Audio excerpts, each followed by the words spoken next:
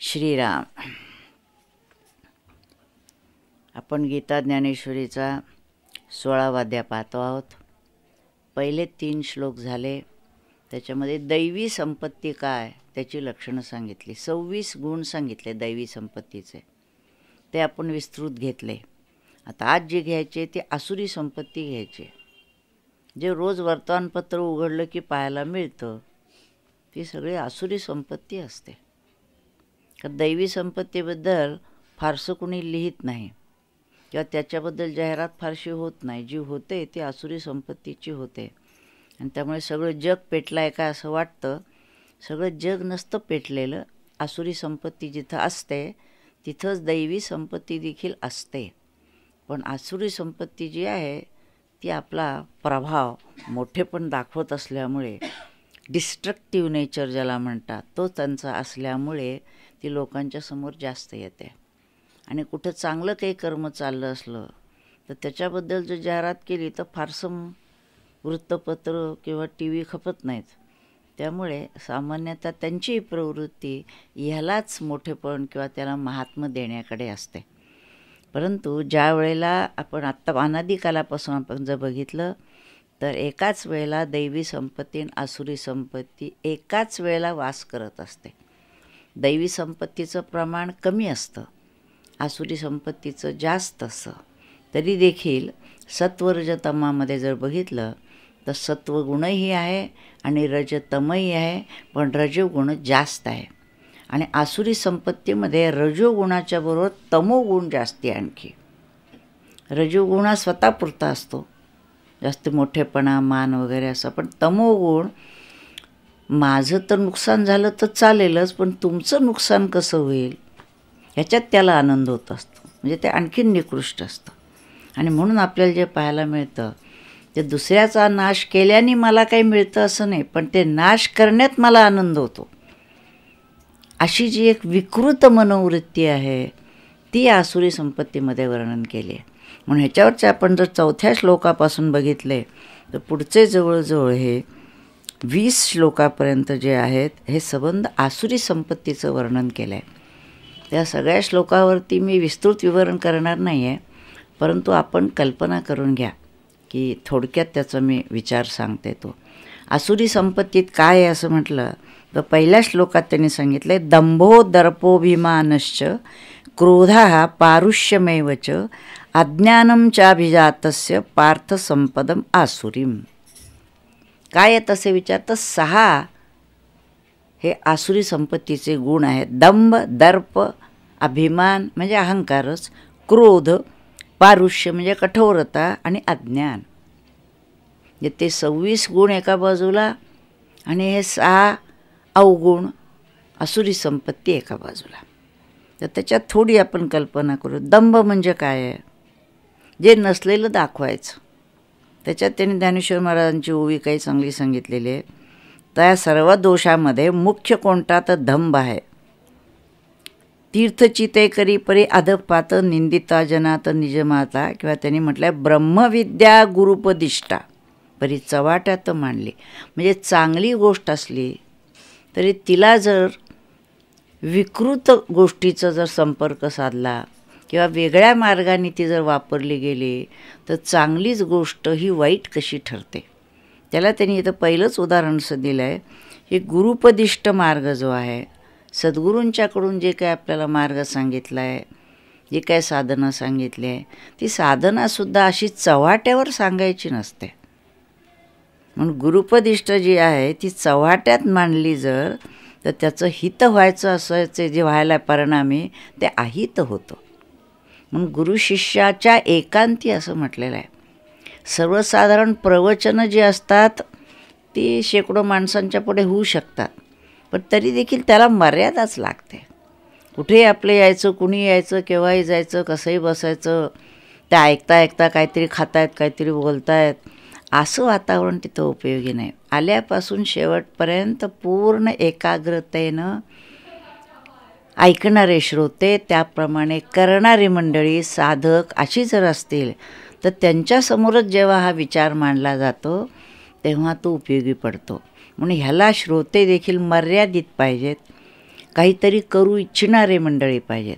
म्हणून पहिल्याच याच्यात त्यांनी ज्ञानेश्वर महाराजांनी म्हटलं आहे की ही गुरुपदिष्ट ब्रह्मविद्या जरी झाली ती हितकार्यक असली तरी अहित होते जर ती चव्हाट्यावर मांडली गेली तर. जसं ऑपरेशन करायचं असलं तर कुठेही रस्त्यावर करता येत नाही, त्याला ऑपरेशन थिएटर पाहिजे, तो सर्जनच पाहिजे, त्या हातावर उकळलेली पाहिजे, तेवढी सगळी स्वच्छता पाहिजे. तसं हा सुद्धा जे आहे सांगणं, त्याचा अनुग्रह मिळणं म्हणतो आपण, ध्यानासंबंधीचं मार्गदर्शन, हे सुद्धा ठराविक वातावरणात ठराविक व्यक्तीकडून योग्य त्या व्यक्तीकडून अशा प्रकारेच व्हावं लागतं. तरच त्याला शुद्धता येते, पावित्र्य येतं, त्याच्यामध्ये जी शक्ती असते त्याचाही उपयोग होतो. त्यामुळे कुठेही कसंही करता येत नाही. त्याच्यामध्ये सांगताना त्यांनी 2-4 उदाहरण दिली आहे की नाव आहे ते आपल्याला महापुरातून पलीकडे घेऊन जाते, हे बरोबर आहे. त्या नावेत आपण बसलो तर, पण आपल्या डोक्यावर नाव घेतली तर ते आपल्याला बुडवते. तसं अन्न आहे, नीट वापरलं आपल्याला जीवनदान देणारं असतं, पण त्याच्यामध्ये जर विष गेलं तर. त्याप्रमाणे दानधर्म करायचा आहे. कशासाठी दानधर्म करायचा? आपल्याला दानाचं जे पुण्य मिळालं पाहिजे आणि त्या पुण्याने आपल्याला काय व्हायला पाहिजे, आत्मदर्शनापर्यंत आपण जायला पाहिजे. यज्ञ, दान आणि तप अशा 3 गोष्टी न त्याज्यम असं सांगितलेलं आहे. यज्ञकर्म ह्याचा देखील जो बाहेर यज्ञ असा त्याचा अर्थ नाही आहे. त्याचा अर्थ आहे स्वधर्म कर्म यज्ञपूर्वक करायचं. आपल्या वाट्याला आलेलं जे कर्म आहे ते कर्म योग्य ते कर्म पाहिजे. मी माझं काढून केलं पाहिजे, अहंकार रहित पाहिजे आणि भगवत अर्पण केलं पाहिजे. आणि मतप्रित्यर्थ ह्याचा अर्थ भगवंतच प्राप्तव्य आहे म्हणून केलं गेलं पाहिजे. साध कर्म देखील त्या उद्देशाने केलं गेलं पाहिजे, तो यज्ञ होतो. आणि तप आहे कायिक, वाचिक, मानसिक, ते पुढच्या अध्यायात आलं आहे, ते आपण बघू. यज्ञ, दान, तप या सगळ्या क्रिया करायलाच हव्या आहेत. पण हे जे दान त्यांनी म्हटलं आहे हे इह परलोकी तारक आहे. परंतु ते दान केलेल्याचं जर आपण जाहिरात करत राहिलो तर तो धर्म असून देखील अधर्माला कारण होतो. आणि आपल्याला तर असंच दिसतं, काय जे थोडंसं जरी दिलं असलं तर लगेच त्याचं नाव छापून यायला पाहिजे, तिथं बोर्डावर लागायला पाहिजे, लोकांनी त्याची वाहवा केली पाहिजे, स्तुती केली पाहिजे. तर हे भगवंतांनाही मान्य नाही, संतांनाही मान्य नाही. ते म्हणतात दान जर केलं असेल ह्या हाताचं त्या हाताला देखील कळता कामा नये. आता दुसरी गोष्ट काय आहे त्यांनी सांगितलं त्याप्रमाणे, आता येतात जरा काही समजा जिभेला बोलता यायला लागलं, आता आसुरी संपत्तीचं वर्णन चाललं आहे, थोडंसं काही येतं जरा रटफल यायला असं असेल तर ब्रह्मसभेला देखील तुच्छ मानतो. म्हणजे मी कोणीतरी वेगळा काय करतोय, श्री गणेशाला यायला लागला एवढंच, ह्याच्यापेक्षा जास्त नाही. मग पंडितांना देखील तुच्छ मानतो. किंवा स्वर्ग जरी असेल तरी सरड्याला जसं वाटतं कुंपणावर सरडा राहतो, तेवढीच त्याची मर्यादा, पण स्वर्गाला देखील तुच्छ मानतो. त्या प्रकाराने दारा, धन, स्तुती, विद्यामान हे थोडं जरी मिळालं तरी त्यांनी तो उन्मत्त होतो. दंभ आणि हे धर्म, याला दर्प असं म्हटलं आहे थोडंसंच, पण केवढा त्याचा रुबाब. म्हणून त्याला नेहमी उदाहरण दिली जाते विंचवाची, एवढंसंच विष असतं पण सदा त्याची ती नांगी वर. आणि सर्पाजवळ पुष्कळ विष आहे पण तो सपाट चालतो. म्हणजे काय जे असेल आपलं ते जास्त सगळं जगाला मोठ्या ह्यानी सांगायचं, याला दर्प म्हटलेला. आता पुढचा आहे दर्प, दर्प आणि अभिमान आहे. आता ह्याच्यामध्ये काय येतं, वेद, ईश्वर हे सर्वांना पूज्य आहेत. त्या ठिकाणी सर्वांचा भाव आहे, ते जे सांगतील त्याप्रमाणे करावं अशी इच्छा असते. त्याचं तिने उदाहरण दिलं आहे की सूर्यासारखा कोण आहे बरं जगामध्ये, असं महत्त्व वेद ईश्वराला असताना हा जो आहे त्याच्याबद्दल त्यांचाच मत्सर करतो. वेदाचा आणि ईश्वराचा, कोण ईश्वर, कसले वेद मी जाणत नाही, मीच काय तो सर्वस्व आहे. म्हणून ते आसुरी संपत्ती दाखवतात ना हल्ली पुष्कळ पाहिलं, नुसतं डोळ्यासमोर उदाहरण यावं कसे असतात. मग त्याला ज्या गोष्टी सांगितल्या त्याप्रमाणे तारुण्य आहे, सत्ता आहे, संपत्ती आहे आणि बल आहे. या 4 गोष्टी एकत्र आल्या म्हणजे तो मनुष्य उन्मत्त झाल्याशिवाय राहत नाही. कारण सर्वच गोष्टी हातात आहेत. म्हणून राजा आहे, तरुण आहे, सगळं वैभव आहे, बळ आहे, मग त्याला काय कमी आहे. मग त्या सर्वाचा उपयोग तो कशासाठी करतो असं जर विचाराल तर दुसऱ्याला छळण्यासाठी. सामान्य मनुष्यानी छळणं वेगळं आणि ज्याच्याजवळ सगळं आहे त्या सर्वस्वानिशी तो जगाचा विध्वंस कसा करता येईल इकडंच त्याची दृष्टी असते. म्हणून ह्या ठिकाणी अभिमान ह्याचा अर्थ देखील अहंकार. देवाला मी तुच्छ समजतो, माझ्यापुढे कुणी नाही, माझ्या इतका बलवान कुणी नाही, माझ्या इतका संपत्तीवान कुणी, म्हणजे माझ्यासारखा कुणी नाहीच. आणि असला जर कुणी तर त्याला गाडून टाकून मी त्याच्यावर येईन अशा तऱ्हेची प्रवृत्ती असते. आता ही प्रवृत्ती आपल्याला राज्यविज्य काही नाही आहे, पण तरी देखील आपल्या ऑफिसमध्ये सुद्धा जरा कुणी आपल्यापेक्षा वर जातो आहे असं वाटलं की त्याचे पाय कसे ओढता येईल, त्याच्याबद्दलची निंदा कशी करता येईल, वरिष्ठांच्या मनात त्याच्याबद्दल कसं काही वेडवाकडताचे कान भरून देता येतील, या सगळ्याकडे लक्ष असतं. संसारात देखील 2 सुना आल्या, तिच्यापेक्षा मी कशी चांगली, हे सगळं का जर विचाराल ना तर ही मनाची विकृती आहे. अशुद्ध मनाचं द्योतक आहे. आणि हे जोपर्यंत आहे तोवर परमार्थाच्या प्रांतात प्रवेश नाही. परमार्थ करायचा असेल तर ह्या सगळ्या गोष्टी बाजूला ठेवून, पण तोपर्यंत त्या एकदम आधी कशा बाजूला होणार, पण काढायच्या आहे तिकडं तरी लक्ष पाहिजे. कारण ही जी आसुरी संपत्ती आहे ही कधीही आपल्याला परमार्थात उपयोगी पडणार नाही. दैवी संपत्ती जेवढी आहे तेवढीच आपल्याला मोक्षाला, परमात्मा प्राप्तीला मदत करणारी आहे. म्हणून ह्याचं देखील वर्णन भगवंतांनी जास्त विस्तृत केलं आहे. म्हणजे 3 श्लोकामध्ये त्यांनी 26 गुणात दैवी संपत्तीचं वर्णन केलं, पण आसुरी संपत्तीचं वर्णन करायला त्यांनी बरेच श्लोक आणि बऱ्याच ओव्या लिहिलेल्या आहेत.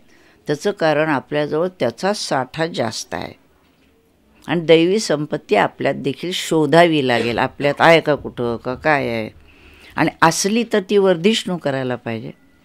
आणि आसुरी संपत्ती सापडली, आपण अंतर्मुख होऊन बघायला लागलो की आपले दोष आपल्या लक्षात यायला लागतात. आणि म्हणून ही बारकाईनं वाचायची कशासाठी, ते काढून टाकण्यासाठी. मनात असं जर आलं, खरंच आहे आपल्या मनात कुठंतरी स्पर्धेचा भाव आहे, कुणाचं काही पाहिलं की मला हवंसं वाटतं, का बरं वाटावं, त्याच्याकडे आहे छान आहे, असं का होत नाही. त्याचं कारण ही आसुरी संपत्ती कमी जास्त प्रमाणात आपल्याजवळ आहे आणि म्हणून ती कशी जाईल हे आपण बघायला पाहिजे. म्हणून त्यांनी सांगितलं आहे का नाही, असा जो उन्मत्त असतो त्याला दर्प म्हटलं, आणि जो असा ईश्वराला आणि वेदांनाही मानत नाही त्याला अभिमान असं म्हटलेलं आहे. आता आणखीन एक आहे की दुसऱ्याचा संतोष पाहिला की ह्याला राग आला. वास्तुतः सांगितलेलं आहे दुसऱ्याच्या सुखात सुख वाटावं, दुसऱ्याच्या दुःखात दुःख वाटून आपण त्याला कशी सहाय्य करता येईल, आणि तेही त्याला न जाणवता. हे महत्त्वाची गोष्ट आहे.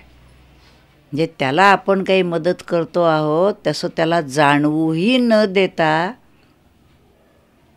कसं त्याला सहाय्य करता येईल हे बघितलं पाहिजे. नाही तर काय, मी कशी मदत केली, आला अहंकार. म्हणजे करतात मदत, पण ते करत असताना मी तुझ्यासाठी काहीतरी करतोय, लक्षात आहे ना तुझ्या, मी तुझ्यासाठी काय केलं आहे आत्तापर्यंत. आपल्या मुलाला देखील सांगत असतो आपण, हा तुला एवढा लहानाचा मोठा केला. आपण करतो का लहानाचा मोठा, विचार करावा बरं.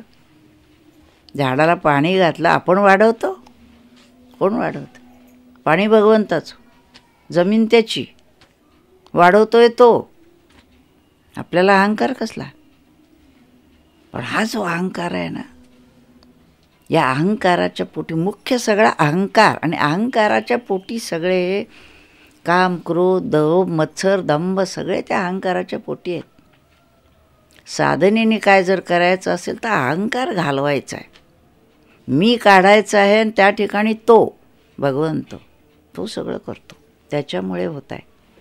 सर्वाचा करता करवता तो आहे, असा सारखा भाव आपण ते सगळं म्हणतो, पण पुन्हा प्रसंग आला की मी केलं. याचं कारण तो मी देहाला इतका चिकटलेला आहे की तो देहापासून सुटतच नाही. तो सोडवायसाठी 12 न 12 24 36 40 वर्ष साधना करायला लागते, जन्मजन्म करायला लागते. रामकृष्ण म्हणत असत, तरी देखील कुठून कुठून तरी तो मी येतोच, डोकावतोच, काही ना काहीतरी बोलताना कुठेतरी तो मी डोकावतो. म्हणून साधनेचा जर काय करायचं असेल तर संतांचा बोध आणि आपण असलेली पातळी या दोन्हीतलं अंतर कमी करणं म्हणजे साधना. मी देह आहे असं वाटण्यापासून मी आत्मा आहे असं वाटण्यापर्यंत जे जे काही करायचं त्याला साधना म्हणायचं. मग साधना किती केली ह्यापेक्षा सुद्धा कशी केली आणि त्याप्रमाणे आपल्यात फरक पडतोय का नाही पडतोय. आता प्रवचन करतोय, काय कसं प्रवचन केलं, तुम्ही आहात कुठे, अहो प्रवचन करावं तर आम्हीच करतायत प्रवचन, भगवंताचं महत्त्व सांगतायत, आणि पुढं सांगून झालं रे झालं की पुन्हा किंवा बोलताना मी दाखवतच पुन्हा मी आहे. हेच आहे ना, हे जायला पूर्ण देहबुद्धी सुटली पाहिजे. मग इथं तर काय देहबुद्धीच बळकट आहे. म्हणून हे तर जे सांगितलं आहे, ऐसा मान्यतेचा ताठा, आणि मग तो अहंतेने उन्मत्त होतो. दुसऱ्याचा संतोष पाहून ह्याला क्रोध येतो. आणि मग त्यांनी म्हटलं तापल्या तेलात जसं थंडगार पाणी टाकलं म्हणजे उसळतं ना, तसा हा दुसऱ्याचा आनंद बघितला, दुसऱ्याच्या घरात काय चांगलं चाललं आहे म्हटलं की हा तडफड तडफड तडफड. का तर दुसऱ्याच्या घरात चांगलं चाललं आहे, त्यांचा मुलगा पास झाला आहे काय आणि आमचा नापास झाला, केलं असेल काहीतरी, वशील लावला असेल कुठंतरी. तुमचे चिरंजीवाने काय दिवे लावले ते तुम्ही बघा ना, तुमचेच आहेत चिरंजीव, ते त्यांच्याकडे बघा काय चुकलं असेल ते, त्यांचा दुश्वास करून काय करायचं. म्हणून जसं म्हटलं सूर्य उगवला की घुबडाला त्याचे डोळे फुटतात. सूर्य, कारण घुबड म्हणजे सूर्य उगवला की डोळे मिटून बसणार. तसं दुसऱ्याचा प्रभाव दिसला की ह्याच्या आतमध्ये तळमळ सुरू झाली, मळमळ. म्हणून सर्पाला दूध पाजलं तो काय करणार, गरळच ओकणार. त्याप्रमाणे दुसऱ्याची विद्या वैभव सगळं पाहिलं की ह्याचा राग वाढत जातो. ह्याला क्रोध म्हटलेलं आहे. अक्रोध म्हणजे काय ते आपण मागच्या वेळेला पाहिलं. काहीही घडो त्याला कशाचाही संताप म्हणून येत नाही, हे संतांचं लक्षण आहे. शांती अक्रोध आहे, त्याच्याबरोबर उलट सांगितलं आहे. आता आणखी काय सांगितलं त्यांनी, काठिण्य पारुष्य. म्हणजे काठिण्य कसं असतं, ज्याचं मन म्हणजे सर्पाचं बिळच, जणू सर्पाचं बिळ आहे. ज्याची दृष्टी म्हणजे निखाऱ्याची वृष्टी. कसं बघतो असं म्हटलं तर संत कसे बघतात, कारुण्याची दृष्टी. पाहिलं की त्याच्यात कारुण्य येतं. आणि ह्याची दृष्टी कशी, जणू जळजळीत डोळे. आणि बोलणं क्रिया कशा सगळ्या करवत जशी असते ना, खसासती. कुठलंही काम केलं धडाधडा फडाफडा हपटून जेळा, जेवण केलं आहे गिळा एकदा म्हणा, हपटाहपटी सगळ्या गोष्टीची. म्हणजे नको त्यांचं करणं असं वाटावं की नको, काही दिलं नाही तरी चालेल, मी सुखाने बसतो इथे. म्हणजे कर्म केलं तर त्या कर्माचं कसं आहे ते बघा. अशा प्रकारे कठोर ज्याचा आचार असतो अंतर्बाह्य, तो अधम तो साच आणि काठिण्याची मूर्ती असं म्हटलेलं आहे. आता अज्ञानाची खूण काय, तर त्यांनी म्हटलं पाषाणाला जसं स्पर्श ज्ञान नाही आहे, मृदू का कठीण काय नाही, दगड. जन्मांध असला त्याला रात्र आणि दिवस दोन्ही सारखंच आहे. अग्नी असतो, त्यात खाद्य काय ना खाद्य का काही टाकलं ते गिळून टाकतो. त्याप्रमाणे कार्य काय आणि अकार्य काय ह्याच्याबद्दल विवेकाच्या दृष्टीनं हा आंधळा असतो. काय करणं योग्य आहे आणि काय करणं अयोग्य आहे जाणीवच नसती, विवेक जागृतच नसतो. आणि ज्ञानी पुरुषाच्या किंवा सत्वगुणी माणसाच्या ठिकाणी सर्वेंद्रियाच्या अंगणी विवेक करी राबणी असं म्हटलं आहे. डोळे, कान, नाक सगळ्या ठिकाणी विवेक जागृत असतो. काय पाहायचं, काय पाहायचं नाही, ऐकायचं काय, ऐकायचं नाही. आवाच्य ते टाळी जीवची गा, नायकावे ते कानची वाळी, न पहावे ते दिठीची गाळी. आपोआप पाहिल्यावर लक्षात येते, नाही पाहायचं, बंद. हे नाही ऐकायचं, बंद. पण दुसऱ्याची भांडणे, थांब ग जरा, काहीतरी चाललं आहे तिथे. आता तिथं काय चाललंय, तुम्हाला काय करायचं? पण लगेच कान टोकून काय चाललंय लक्षात घ्यावं. असू दे, त्यांचं काय असेल घरचं चालू दे, आपल्याला काही कर्तव्य नाही, असं होत नाही. म्हणून हा जो आहे हा कार्याकाराच्या ठिकाणी आंधळा, म्हणून त्याला अज्ञानाचा पुतळा म्हटलेला आहे. सद्गुरूंचं, संतांचं बारीक लक्ष असतं. तुम्ही कशाबद्दल बोलता, काय सांगता, त्यांच्याशी काय येऊन बोलता, त्याच्यावरून देखील ते पातळी ओळखत असतात. बारीक बारीक बारीक गोष्टीचं किस काढून त्यांनी असं केलं, त्यांनी तसं केलं, माझ्यावर अन्याय केलेला आहे, जे जणू काही ही न्यायमूर्ती आणि दुसऱ्यांनी केलेला अन्याय आहे. तुम्ही अन्याय करत असाल त्याच्यावर, असा का नाही विचार केला? आपल्या वागण्याचा, बोलण्याचा अन्याय त्याच्यावर होत असेल, स्वतः कधी अंतर्मुख होऊन पाहिलं का? परमार्थी माणसाने नेहमी स्वतःकडे बघायचं, आपलं काय चुकतं आहे तिथून सुरुवात करायची. माझं चुकतं आहे, मला सुधारायला पाहिजे. दुसरा चुकतं आहे म्हणायचं नाही, तो जसा असेल तसा असू दे. म्हणून हे सगळे साधनेमध्ये येतं बघा.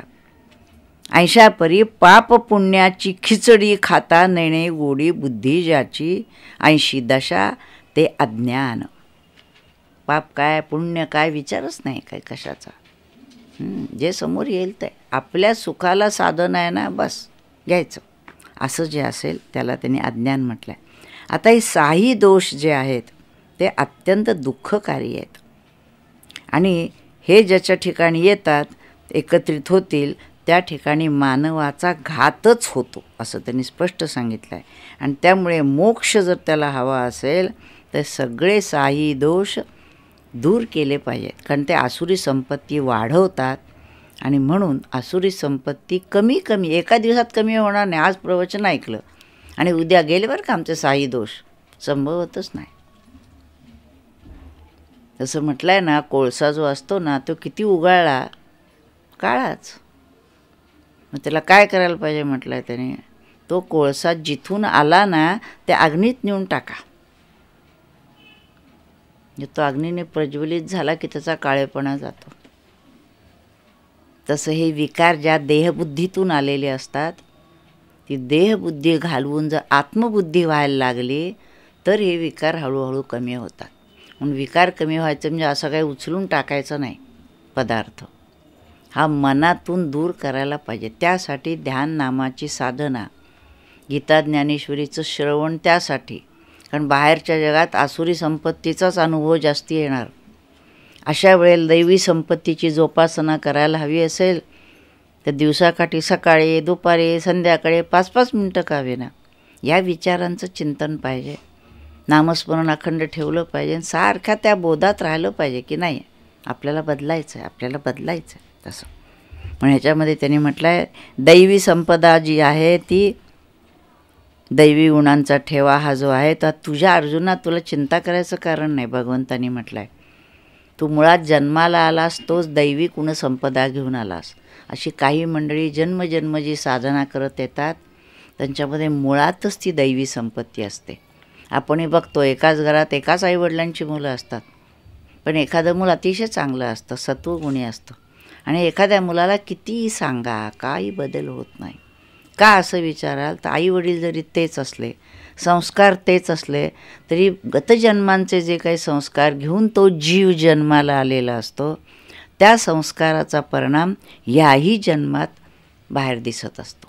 म्हणून एखादा चांगला आणि एखादा वाईट एकाच घरात, कौरव पांडव भाऊ, पण एक हे टोक आणि एक ते टोक, अशा तऱ्हेचं होऊ शकतं. म्हणून या ठिकाणी त्यांनी सांगितलं आहे की दैवी संपत्ती जी आहे ही मोक्षाला नेणारी आहे, आणि आसुरी संपत्ती आहे ती दुःखाला कारणीभूत आहे, नरकाला नेणारी आहे.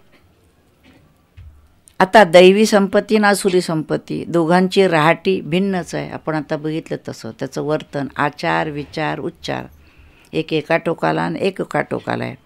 आणखी एक गोष्ट महत्त्वाची, ही आसुरी संपत्ती तरी राहते कुठं असं जे विचाराल तर देहाच्याच आश्रयाला राहते. देह पंचमहाभूतांचा जेव्हा निर्माण झाला ना तेव्हाच तो ते घेऊन आला. पण तो मर्यादित ठेवणं हे आपलं काम आहे. काम म्हणजे इच्छा अजिबातच नसावी का? निदान खाण्यापिण्याची तरी इच्छा पाहिजे. हो, तेवढीच असणं हे बरोबर आहे. जसं नदी आहे, अजिबात सुकून गेली तर चालणार नाही, पण महापूर आला तरी चालणार नाही. मग ती जशी मर्यादेत वाहत असली ना की ते आपल्याला हवी असते, त्याचा आपल्याला उपयोग आहे.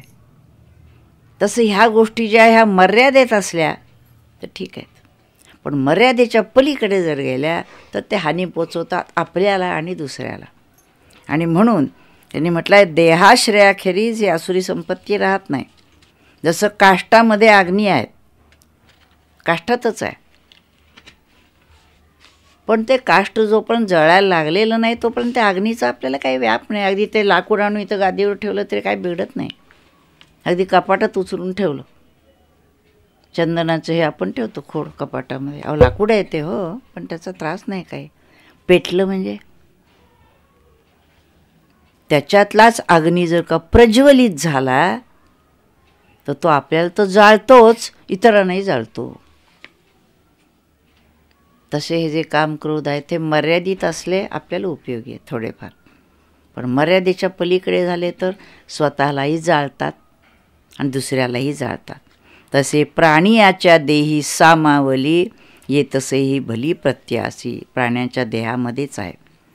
उसामध्ये जसा रस असतो तसा देहामध्ये हे आहे, परंतु ही आपल्याला दोषकारक आहे, हानिकारक आहे, ही लक्षात घेतलं पाहिजे.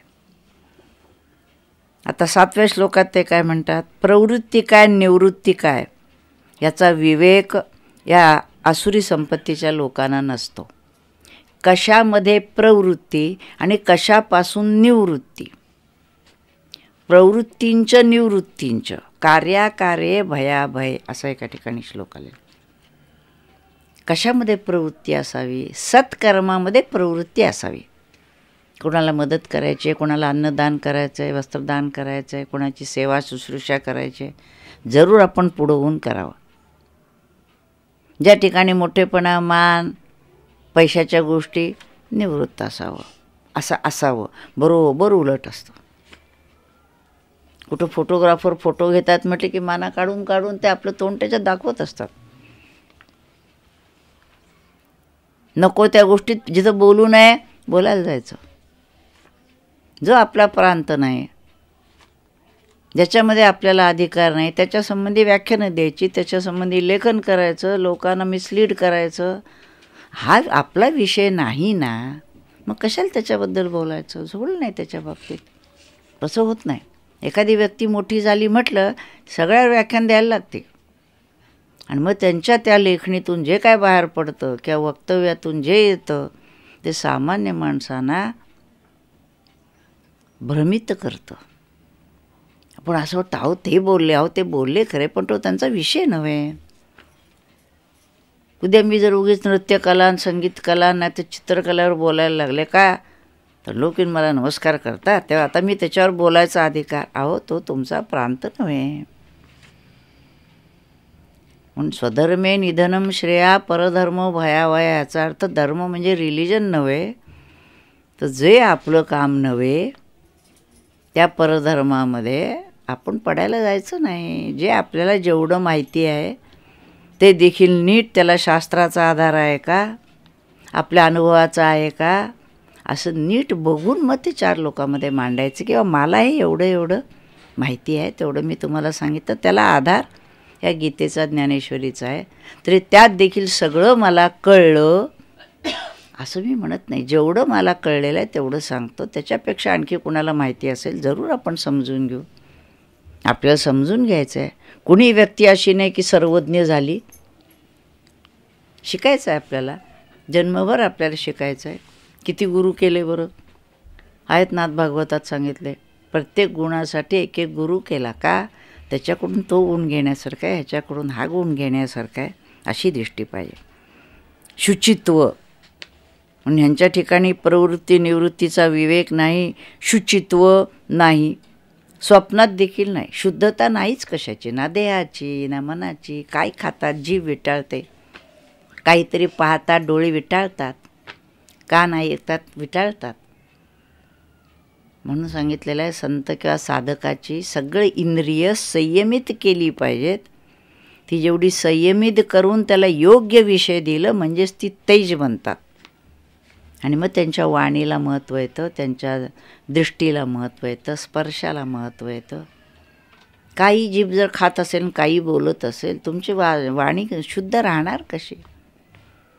शुद्ध ठेवली पाहिजे. पण ह्यांच्या ठिकाणी ते काही नाही, सद्विचार माहिती नाही, शास्त्रात सांगितलेलं सुकृत ओळख नाही. तैसे स्वैराचारी असुरे ते नर, सत्यासवे वैर. सत्याबरोबर तर त्यांचं वैरच असतं, सत्यवित्त काही नाही, आम्हाला माहीत नाही, आम्ही म्हणू ते सत्य. कारण काय, सत्ता आहे ना हातात किंवा संपत्ती आहे, असं जे भाषण आहे त्यांचं ते. म्हणून ते भाषण कसं करतात ह्याच्याबद्दल पुढच्या श्लोकात त्यांनी सांगितलं आहे. नीतिन्याय त्यांच्याजवळ नाही, न्याय अन्यायाचा विचार कशाबद्दल नाही, म्हणून असत्यम अप्रतिष्ठम अशा तऱ्हेचं त्यांचं बोलणं असतं. त्यामुळे अशा मंडळींच्यापासून आपण साधकांनी तरी निदान लांबच राहावं. आणि ते काय म्हणतात, एक नियंता ईश्वर असं तुम्ही म्हणता, आहे कुठे देव, सगळं थोतांड आहे. देव थोतांड, त्याला कुणी म्हणतं काय बाजूला ठेवा, रिटायर करा, काय कुणी म्हणतात ते मला माहीत नाही. पण मला नेहमी वाटतं असं जे म्हणतात ते बोलत असताना परमेश्वरच बोलतोय, त्याच्या शक्तीनं बाबा तू बोलतोयस. तो जर नसेल तू बोलणार कुठनं? तुझी जी वाणी बोलते, डोळे पाहतायत, ते त्याच्या सत्तेनं. सूर्य चालतो कोणाच्या प्रकाशाने, तेज कोणाचं प्रकाश, भगवंतानी सांगितलं माझ्याच प्रकाशाने सूर्यचंद्र प्रकाशित होतात. सर्व भूतमात्रात जे जे काही शक्ती आहे ती माझीच शक्ती त्याच्यामध्ये आहे, पण तेच जाणत नाहीत. त्यांना वाटतं मीच परमेश्वर, मला सगळ्यांनी परमेश्वर म्हणा, तो नारायण बिरायण आम्हाला काय माहीत नाही. तिसे कुठे देव, आहे कुठं काय, आणि मग एक काय आहे, एकच फक्त काम. सगळं जग कामावर चाललेलं आहे, नाना प्रकारच्या कामना वासना, द्रव्याची आहे, स्त्रीची आहे, दुसऱ्याचं धन ते माझं धन, सत्तेची लालसा आहे, सगळ्या पाठीमाग आहेत. म्हणून असा तिटकारा देवाचा अंतरी. देवाबद्दल प्रेम तर नाहीच आहे, पण देवाबद्दल आत्यंतिक तिटकारा असतो अशा मंडळींना. आणि त्याला पाखांड म्हटलेलं आहे. असे जे नास्तिक मंडळी आहेत त्यांच्या वाटेला जात, ते कशासाठी येतात, करावया नाश जगताचा. त्यांचा जन्मच कशासाठी असं विचाराल तर जगताचा नाश करायला. आणि संत कशासाठी जन्माला घेतात, वाढविले प्रेम भक्तिभाव धर्म कुळाचार नाम विठोबाचे. ते जन्माला आल्यापासून काय जर करत असतील तर लोकांच्यामध्ये भाव वाढावा. जे भाविक आहेत त्याला नेमकी दिशा मिळावी. भाविक असतात पण नेमकी दिशा मिळत नाही, काय करायला पाहिजे हे कळत नाही. त्यामुळे त्या भावाला देखील नीट मार्ग काढून द्यायला पाहिजे की ज्या योगी ती भावाची गंगा आत्मसागराला जाऊन मिळेल, तिथं मिळाली पाहिजे ते.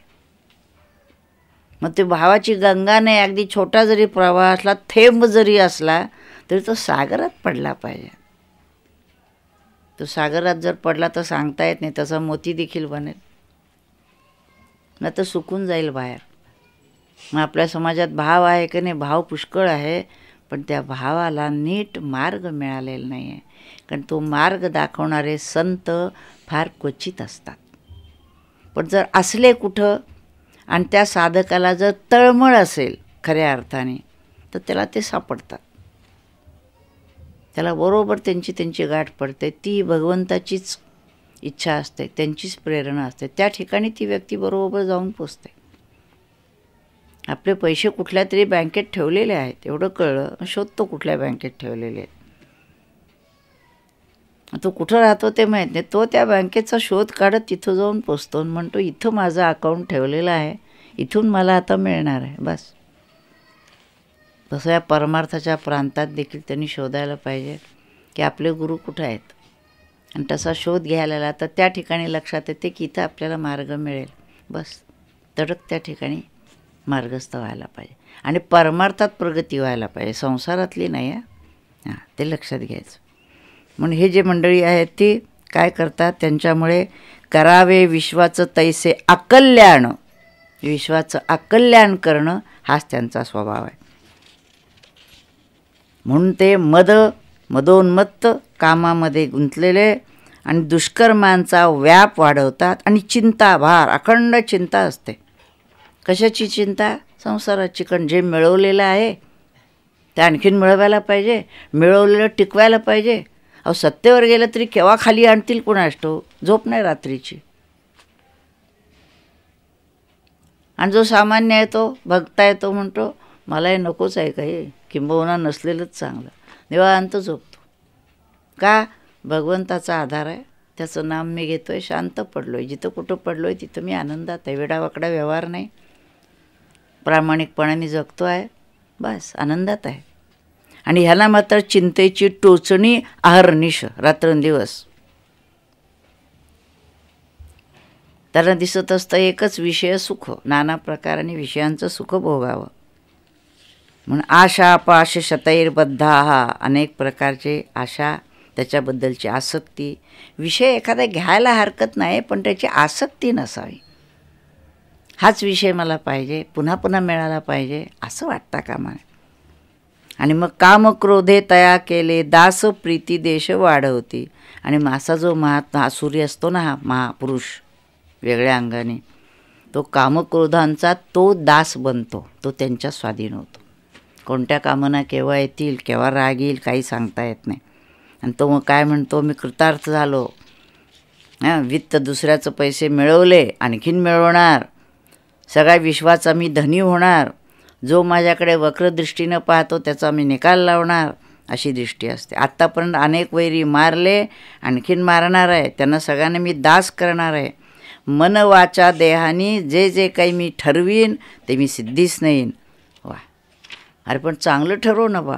म्हणजे त्यांच्याकडे जिद्द असते, पण ती जिद्द जर चांगल्या कारणाला लावली, चांगल्या प्रकारचं काम उभं राहील. म्हणून अशा व्यक्तींना चांगल्या मार्गाला नेण्याचं काम संत करत असतात. व्यक्ती घडवणं, त्याच्यामधले दुर्गुण काढून टाकून त्याच्यामधले गुण वाढीला लावून त्याला मार्गस्थ करण्याचं काम ते करत असतात.